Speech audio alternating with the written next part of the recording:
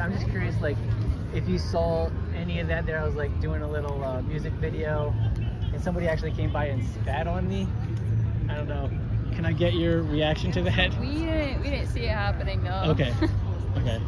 Sorry that happened to you. Thank you. Yeah, Thank sucks. you. Thank you. Appreciate that. It's gross. Yeah. Anything you guys want to say about, like, message, like, why you're here, anything at all? We're Palestinian. This is my mom. She's the first since before the Crusades to be born outside of our village in Jerusalem. And the first time she got to visit Palestine was like last summer because of Israeli occupational forces. So seeing so many people come out and like from so many different backgrounds, not only being Palestinian, is so important because, you know, like when I was a kid, I wouldn't have thought that people who weren't Palestinian would be walking around owning their own kafiyas. So it's crazy to see that like the world is waking up, and like it's waking up to this extent that people are willing. We came from Florida, so like people come from like Florida, from California, all these different places so far just to like support the cause, which is like insane. So, that is amazing. What caused your parents to leave? How did that happen? Oh, it happened. And were you a child in Palestine? No. Okay. I born in Jordan. Okay. My mom, she was like 1 year old when that happened. It starts when there is a village called Deir Yassin. I don't know if you heard about this one. Say it again. Deir Yassin, a village not far away from Jerusalem, not far from our village. So the settlers and the Haganas, they came to this village and killed like most of the people there. Even I hear them, they say that like after a while they were like saying that, I know like my parents, you know, the stories they were saying that they used to open the pregnant woman's stomach and take the baby out. My parents was young, but our grandparents, they were villagers. They have lands and, you know, they were like planting and like this is their life. They're not soldiers. So when they heard about that, they get scared. Heard about what? About this village that they've been killed. And I don't know if Who's you know. killing it? Just can you explain? The like, settlers and the Haganas, when they went to this village and they killed the people there. Who's the Haganas? It's like kind of like militia. It was like yes. settler Zionist militia at the time. Yes. So they were the people. They ran away from those villages to the other villages around them, and they told them 1948. Okay. So the people, they hear that like, oh my God, they were scared. So what they have to do when they took over those, like my village, other villages, they just went inside and they just shoot in the air. The people, they were scared.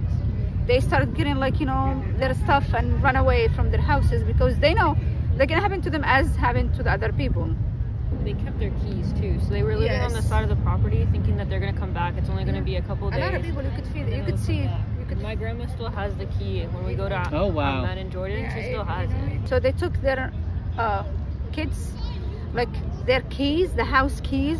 They were thinking like the house keys, if we take the house keys, and they run away. And they were thinking that like maybe a month, 2 months, you know, a year, they will be back. Yeah. But the problem is they didn't. And that's why people, they were like, you know, I was telling them like, you guys were cowards. Why you left them? Just die there. Why you just left your land, your houses? You shouldn't. You should stay there and die there. But now what I see what happening in Gaza, I feel the same. I feel the same thing what happened for them. If they stood there, they will be killed too. So I understand their situation now. Before I wasn't understand it, but now. What are your guys' thoughts on Hamas? Let me ask you this question. Yeah. I heard a couple of days ago about Ukraine. Yeah. Ukraine. They were talking about they have to right to defend themselves. Do you agree? Yeah. Okay. So Hamas, Gaza is being surrounded for 17 years. Palestine doesn't have an army. Let's start off with that. Palestine doesn't have an army. Like Gaza. Siege. So for 17 years, nothing comes to them. Kids, they're dying because there is not enough medicine. That's from 17 years ago. Nothing goes to them. Since 2006. Interesting. 17 years. nothing comes to them. So kids, they were dying. So because this was an embargo or sanctions? Yeah, What is that? so Gaza there's been a siege in Gaza since like 2006 where they did a calculation for how much a person can have calorie-wise, and then they only let in a certain amount to get in.